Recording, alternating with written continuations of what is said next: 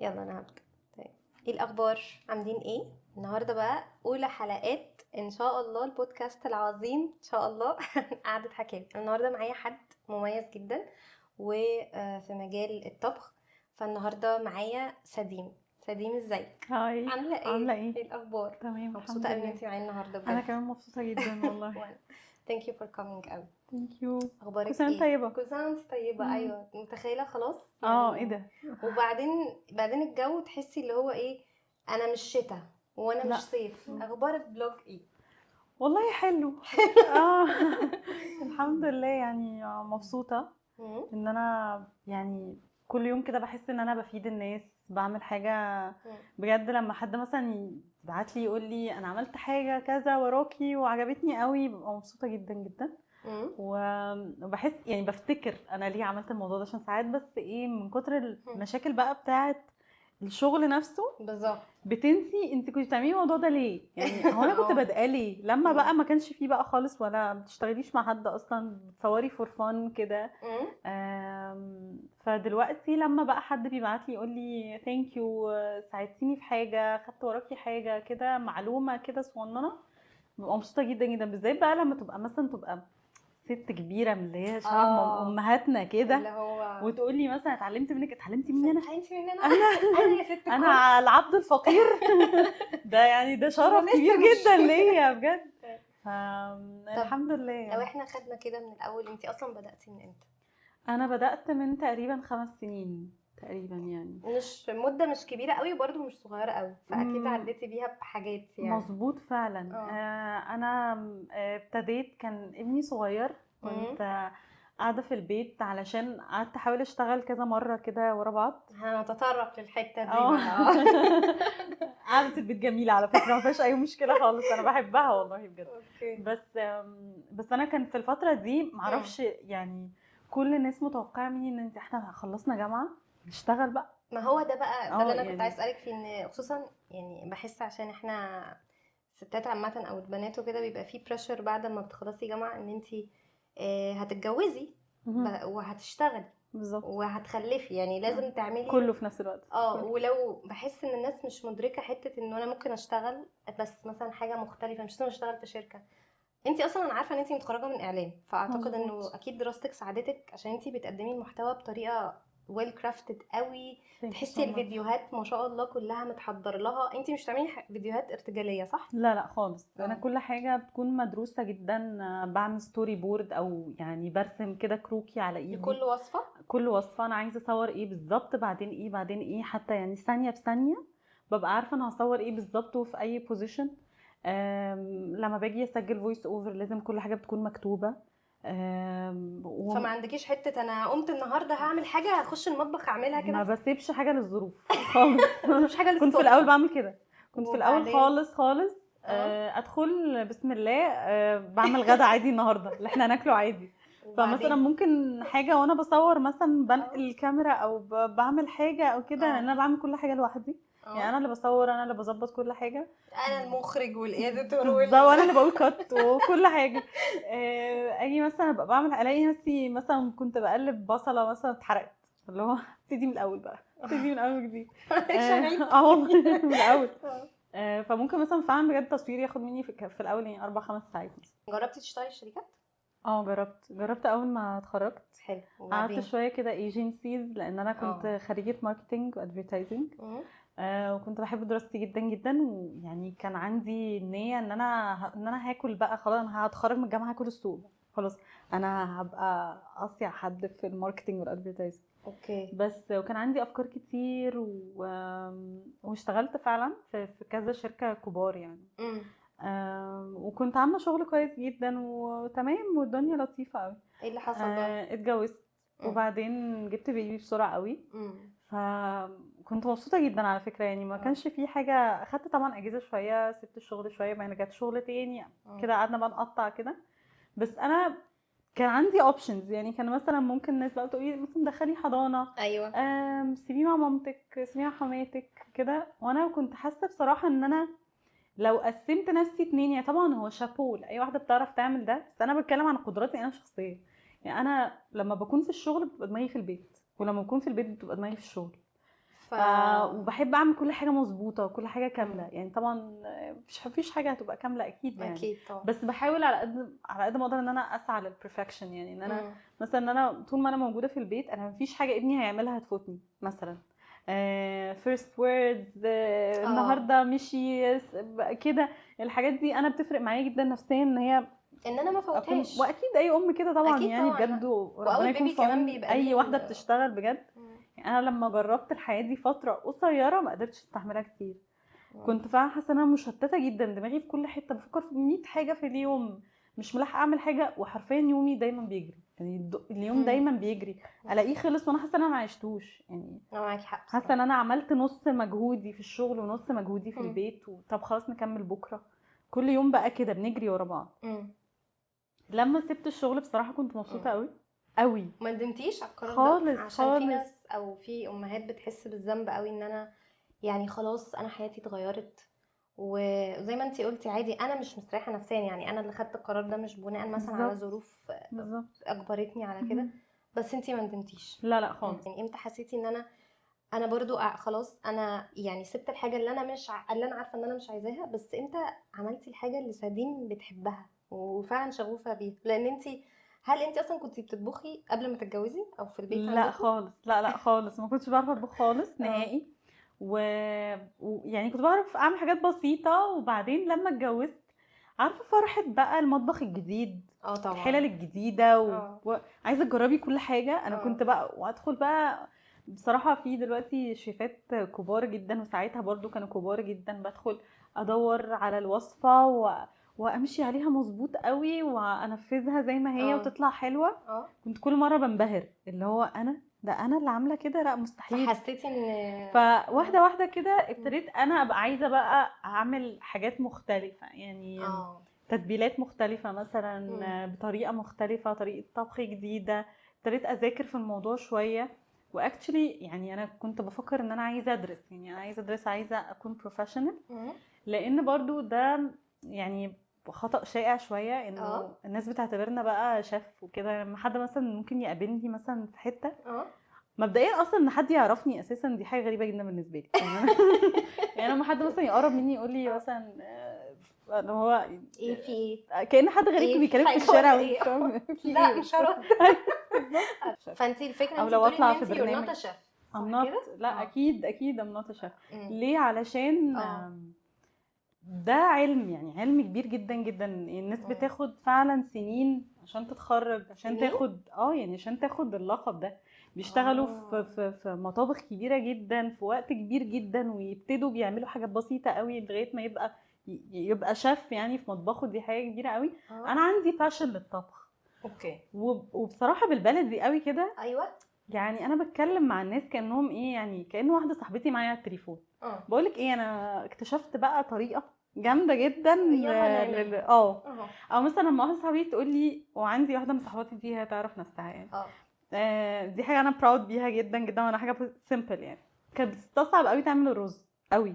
انا مع صاحبتك دي فانا ايه يعني فانا سجلت لها فويس نوت كده ماشي بالتفصيل قوي يعني. انا بعرف اقول التفاصيل اللي انت محتاجاها وده يعني. باين في الوصفات يعني. وما بقولش حاجات مالهاش لازمه يعني. لازم الوقت اللي انت هتسمعيني فيه اقول لك فيه مثلا معلومتين كده هيفيدوكي قوي. غير كده انا عارفه ان انت ما عندكيش وقت. صح. اللي هو سكرولينج مش هتقفي غير عند حاجه هتفيدك. خدينا كده الجيرني معاكي بدات امتى؟ وبرده عارفه اللي هو حلاوه البدايات او اللي هو ايه مرمطه البدايات. هي كانت مرمطه فعلا، مفيش اي حلاوه في الموضوع. لان اولا انا قررت كده بصراحه سيمبلي يعني لوحدي. ماشي خالص. ده كنتي بعد ما خلفتي صح كده؟ مظبوط. يعني ابني مثلا عنده 3 سنين تقريبا. طب الفكره جت منين بقى؟ هو ان انا كنت كل يوم بحاول اعمل حاجه جديده تطلع حلوه. اعمل حاجه يعني. خلاص بطلت بقى امشي على الوصفات. ابتديت انا خلاص بعرف اعمل اكل لوحدي وكده. وابتديت بقى انا كرييت يعني. وكل مره في الاول كنت فاكره جوزي بصراحه بيجاملني يعني. اللي هو الله حلو تسلم ايدك وحلو حلو حلو. جوزي عامه اصلا كمان يعني الناس الاكيله، هو بيحب الاكل قوي، بيابريشيته وبيفهم فيه جدا. كنت لسه هسالك السؤال ده عشان برضو موضوع انه بيفهم دي مهمه قوي. بالظبط. يعني عارف ده طعمها حلو ولا مش يعني بيبقى عارف في المكونات اللي جوه كل حاجه، ويقول لك دي فيها كذا، دي فيها دي ما فيهاش توم، دي مش كده. فانا بحب اخد رايي بقى من الناس دي. ايوه طبعا. وعامه انا اكتر واحده ببقى هارش جدا على نفسي، اللي هو آه. لا لا لا مش حلو خالص اللي انا عملته ده نهائي، مش بالظبط. عقبال ما اوصل للمرحله اللي تعجبني دي باخد وقت يعني. بس فكرة برضو ان هو يقولك مادام هو دي شخصيته فدي حاجة حلوة، ده بالظبط. معناها ان انا وصلت لمستوى حلو يعني، فاهمة؟ بالظبط. وبعدين برضو كنت قلقانه في الاول ان هو يقول لي تصوري الحاجات اللي احنا بناكلها يعني وكده. غدا، اصل كنت في الاول فعلا بصور غدا كل يوم عادي يعني. انا اوكي. النهارده عامله غدا عادي كاجوال جدا، بشير مع الناس هنعمل كذا وعين كذا. اه. حرفيا كنت بصور على البوتاجاز يعني، اللي هو ما فيش خالص يعني. ما كنتش حتى بحضر المكونات مثلا في اطباق ولا اي حاجه، انا كنت على طول هوب هوب هوب. كان اسهل بكتير على فكره. ما انا عشان كده بالظبط كنت بعرف اصور اكتر وعلى طول اكتف ومع الناس. بس مع الوقت اكتشفت انه الموضوع الناس بتاخده انترتينمنت اكتر من ان هو اصلا ممكن ينفذوا وصفه. يعني انا بسكرول بتفرج على فيديو هو بالنسبه لي انترتيننج. ايوه صح. فهكمله، مش شرط خالص ان انفذ الوصفه وراكي، بس ممكن تكون الفيديو مثلا مريح للعين، عايزه اشوف مثلا تريك معينه انت بتعمليها. بصي بصراحه فيديوهات الطبخ فعلا انترتين يعني بالزبط. خصوصا لو حد بيطبخ حلو، وحتى لو انا مش هطبخ بس انا مثلا ببقى فيري كده اكملها لحد الاخر، او اعمل سيف وابقى اعملها بعدين. يعني أنا دي اكتر ناس عندي، انا في عندي ناس اكتف جدا بيعملوا سيف قوي. طب امتى بقى ابتدى الاكونت تحسي ان هو يعني امتى بقى بعد قد ايه حسيتي ان انا لا انا لازم اخد الموضوع مور سيريس وانه ده ممكن يبقى شغل؟ لما اول سبونسر كلمني. يعني هو لما ما كنتش عارفه اتكلم معاه ازاي، يعني هو المفروض نقول ايه يعني. وهل الموضوع ده اصلا paid or non paid؟ يعني انا مش فاهمه، يعني هل الناس مثلا اللي بيشتغلوا في المجال ده هما بياخدوا فلوس ولا كله بيشتغل كده؟ يعني انا كنت فعلا بجد honestly انا فاكره كده في الاول فعلا ان ده مش شغل، يعني كل الناس عادي بتشير مع بعض حاجات يعني عادي يعني. وفاكره ان هما لما مثلا بيطلع برودكت معاهم مثلا في فيديو او حاجه انه عادي فور فن يعني. تفتكري كان عندك كام فولور؟ ممكن مثلا يكون 30,000 مثلا.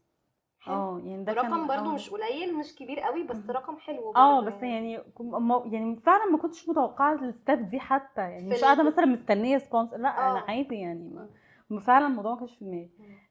بس كنت بتبسط قوي طبعا من الكومنتس بتاعت الناس والمسجز والناس اللي انا مصاحباهم لحد دلوقتي، يعني اللويال فولورز بتوعي اللي هم من الاول خالص، من ايام ما فعلا كانوا بيعانوا بقى يعني تصوير وحش، صوت وحش، الاكل حلو بس الاكل حلو يعني جارانتيد. بس احنا معاها مرمطه البدايه. ايوه فعلا. لما بقى جالك الاول كلاينت وعملتي كده حسيتي بقى ان انت لازم تعملي ايه؟ حسيت ان انا لازم اعمل حاجه، يعني ابتدي بقى اصور بطريقه احسن وكده، بس كنتش عارفه ازاي يعني ابتدي منين، اعمل ايه. انا عايزه اعمل استوديو، انا عايزه يبقى عندي اضاءه، طب انا مش فاهمه اي حاجه في الحاجات دي. جربت honestly ان انا اسال ناس في المجال، بس يعني ما لقيتش مساعده قوي يعني. وبعدين اضطريت ان انا بقى اعيش على اليوتيوب وعلى جوجل بقى بورقه وقلم. فعلا قعدت فتره كبيره جدا بذاكر اعمل ايه، الناس بتصور ازاي، استخدم ازاي الموبايل في التصوير. ساعتها جبت موبايل جديد وقعدت اقول بقى ده اللي هيغير بقى الاكونت بتاعي، ده اللي هيغير كل حاجه، كمان شهرين هبقى ايوه بالظبط. اللي هو امال انا جايبك ليه؟ ايوه هو المفروض اجيبك وخلاص، مش هقدر اعمل حاجه تانية. انا جبتك. بياخد منك وقت قد ايه السكريبتنج بقى وكده؟ هقول في حاجه بس عايزه اوضحها للناس من الهدف من الموضوع ده، انه الموضوع مش هحط كاميرا فاهمه وهصور. يعني حاولي تشرحي الرحله، ان هو من اول ما انا فكرت في فيديو او وصفه انا هعملها، ريجاردلس بقى الوصفه دي من كلاينت او انت وصفه بتصوريها، لان انت بتقدمي نوعين من المحتوى اللي سادين بتنزله، وطبعا الشغل. يعني عامه بقى بتاخدي بقى وقت قد ايه؟ يعني ممكن مثلا برضو مش هبالغ قوي يعني هما بيبقى يومين تقريبا يعني، بس يومين يعني اليومين كلهم devoted، لان انا بدور كويس قوي في الوصفه دي.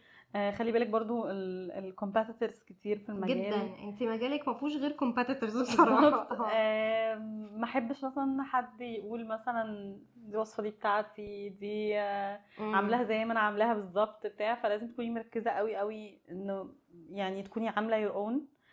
في حاجات بستبعدها لمجرد ان انا طريقتي شبه طريقه حد، يعني اللي هو لا ياه. خلاص مش هعمل ريسبي اصلا، او ممكن اكون طب ما على صورتها فكرة اصلا. ممكن حد يشوفها وتبقى بالنسبة له عادي، بس مظبوط، بس في النهايه برضو عارفه بتحترمي المجال اللي هو زي ما انتي ما تحبيش مثلا حد يعمل معاكي كده، ما تحبيش برضو ان انا مثلا حد يخش ياخد حاجه كوبي بيست يعملها. اكيد طبعا. لا بحب اكون انا مركزه مع كل الناس اللي حواليا، ابقى محترمه ان انا مثلا اعمل حاجه بطريقتي، اعمل حاجه بطريقتها. وانا بحب اصلا ان المجال فيه كومبيتيتورز كتير، ده بيخلي ان في نسبه اعلى من الكرياتيفيتي، يعني كله عايز يطلع احسن حاجه عنده علشان في النهايه اللي بيتفرج يستفاد. امتى بقى المره مثلا ده بقى في الشغل بقى مثلا، كان اكيد انت خصوصا دلوقتي الاكونت ما شاء الله على قدر دلوقتي معروف ما بين الناس، انت عندك 207,000 دلوقتي على الانستجرام، انت على اليوتيوب اكتف ولا مش قوي بصراحه؟ مش قوي صح؟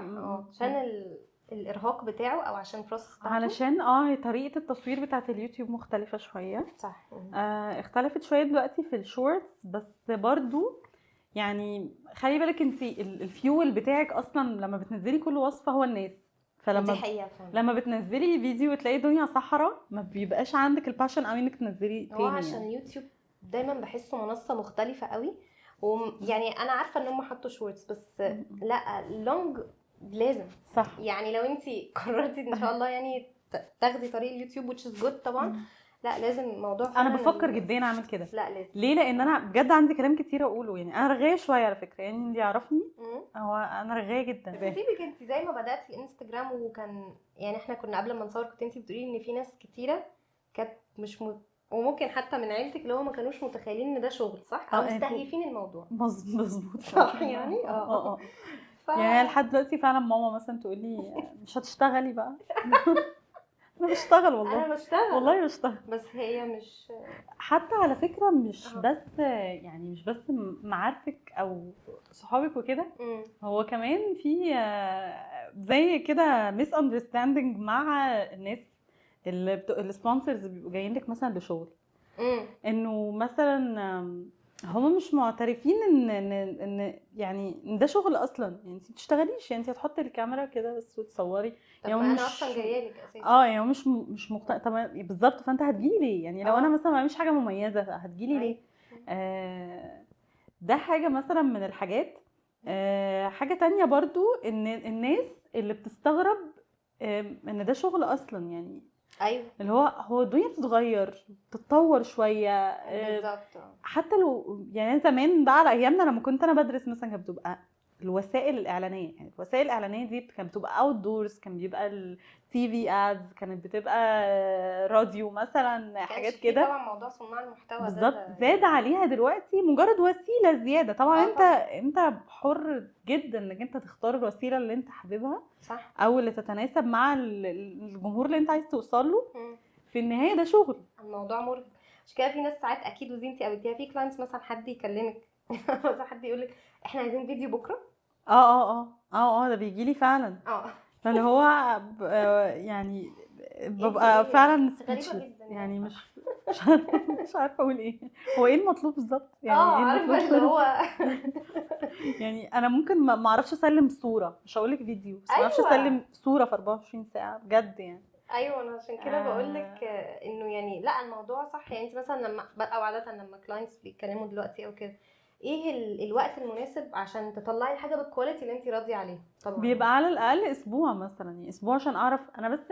يعني الفكره بالنسبه لي ايه بقى موضوع بالذات الكلاينتس او السبونسرز لما بيجي لي انا بيبقى بالنسبه لي رقم واحد ان انا عايزه افيده، يعني انا عايزه مش عايزاه يحس ان هو الكولابوريشن اللي عمله معايا ده ما فادهوش بحاجه مثلا، او ان هو لا انا المره الجايه بقى اعمل بلان تانية بشكل تاني عشان الموضوع ده ما كانش مفيد بالنسبه لي قد ما هو بالنسبه له يعني. فاول حاجه بدخل نفسي قوي جوه موده، يعني let's say مثلا احنا بنتكلم عن براند مكرونه مثلا يعني هو اكيد شايف كل aspects الموضوع، ببقى عايزه اقعد اتكلم معاه بالتفصيل قوي. طب انتوا ايه البرودكتس الكومبوننتس اللي بتستخدموها، ايه المميز عندكم، يعني انتوا حابين ان انتوا الناس تعرف عنكم ايه بالظبط. وعلى فكره يعني بعد طبعا باخد البريف ده، واخد بريف كامل قوي قوي قوي عشان اعرف لما انا بتكلم اكون واثقه من كلامي. اول حاجه ان انا بجرب البرودكت، لازم اجربه يعني من غير ما الكلاينت نفسه يبقى عارف اصلا، مبقاش لسه رديت عليه ميستري يعني. شوبينج. بالظبط، بجد بجد بعمل كده. ادخل شوف. لا بيبقى بيبقى يعني فعلا قبل ما ارد عليه بالموافقه او بالرفض بنزل السوبر ماركت لوحدي، ادور على حاجه اشتريها اجربها، علشان هو على فكره سيمبل. انا ممكن اقول اوكي ويلا ونشتغل وكده ونطلع الكامبين وبتاع، وبعدها بشويه لما الناس اللي بتثق فيا تجرب الحاجه تلاقيها ان هي اي كلام، خلاص يعني اتس اوفر كده يعني. تبقى المصداقيه راحت بقى. بالظبط. راحت. وانا بالنسبه لي فعلا اهم حاجه واكتر حاجه بالنسبه لي مهمه انه الناس اللي انا بتكلم معاهم دول يكونوا واثقين فيا، ان انا مش هخليهم يشتروا حاجه وخلاص، او يعني بالذات دلوقتي كمان الظروف الاقتصاديه صعبه جدا بصراحه جدا، كنت لسه اقول لك وفعلا الواحد بيفكر 100 مره قبل ما يجيب اي حاجه. فبيصعب عليا قوي دلوقتي، وبشوف فعلا برودكتس انا بجد ما اشتريهاش يعني لو ببلاش. انتي مالكيش في الحلويات صح؟ لا لا خالص خالص، مش شاطره نهائي في الحلويات دي نقطه ضعفي بجد، نقطه ضعفي الحلويات. انا عايزه اسالك على حاجه قبل ما نخلص. هسالك سؤال وبعد كده هعمل معاكي حاجتين كده صغيرين. شوف سديم، انتي عندك بيت وانتي ام ان شاء الله لطفلين واعمار مختلفه، فربنا معاكي. يعني لو صعبة. هتبقي عايزه تقولي بجد حاجه للامهات، خصوصا ان احنا لما بنبقى بعد ما بنبقى امهات بنبقى زي ما انتي كلامك موضح في الاول، الموضوع صعب وعندي طفل وفي حاجه انا نفسي اعملها دايما في دماغي بصراحه، او بيبقى في معظم دماغ الامهات ان انا مش هعرف. انا مش عايزه اسالك السؤال الكليشيه بتاع ازاي بتظبطي وقتك، لان انا بحس ان انتي الوقت ده بحسب ظروف كل انسان، بس انتي ازاي اقنعتي نفسك او شجعتي نفسك انه، او حته ان انتي كنتي ما وقفتكيش عن الحاجه اللي انتي فعلا كنتي عايزه تعمليها؟ هقولك، بصي انا يعني اعتبرت نفسي ان انا هلتزم بالحاجه اللي انا بحبها علشان انا عايزه افضل انا. يعني انا برضو قبل ما اكون ام كان عندي شخصيه، يعني كان عندي preferences وكنت بحب حاجات وما بحبش حاجات. الواحد بعد ما بيبقى خلاص ديفوتد كليا لاولاده بينسى هو بيحب ايه، يعني بينسى كان هو بقى انا كنت بعمل ايه بقى قبل الاطفال. بجد بيبقى فاكر ان هو كانش بيعمل حاجه خالص، بس لا اكشلي هتكتشفي ان انت كان في حاجات بتحبيها وهتخصصي لها وقت لو انت فعلا الموضوع ده يعني حاطاه في دماغك وهتعمليه، يعني هتعمليه. انا كان ممكن مثلا انا خلاص يعني مثلا بعد فتره بتحفظي مواعيد نوم ابنك مثلا، فاقول مثلا هصحى قبليه بساعتين 3، ابقى من بالليل محضره حاجتي، هصحى في النور عشان لازم اصور بضوء الشمس، هصور بسرعه قبل ممكن يصحى اصلا في النص والتصوير كله يبوظ ويتاجل. تاخدي محاولات بالظبط لحد ما برضو الايام بتعدي والولاد بتكبر بسرعه. بصراحه يعني ما كنتش اعرف ان انا هقول الكلام ده خالص، بس مع البيبي التاني فعلا بتامني ان مفيش وقت، يعني مفيش حاجه يتعمل لها فريز. يعني الولاد بتكبر، الظروف بتتغير وطول ما انت شخصيتك ان انت على طول بتحطي لنفسك عقبات. برضو انا دلوقتي مش يعني انا دلوقتي يعني ما عملتش برضو الحاجه اللي ما تتعملش، يعني لسه ما وصلتش لاي حاجه من اللي انا عايزه اوصل لها يعني. بس انا اقصد كبدايه يعني ابتدي ازاي. ابتدي دلوقتي.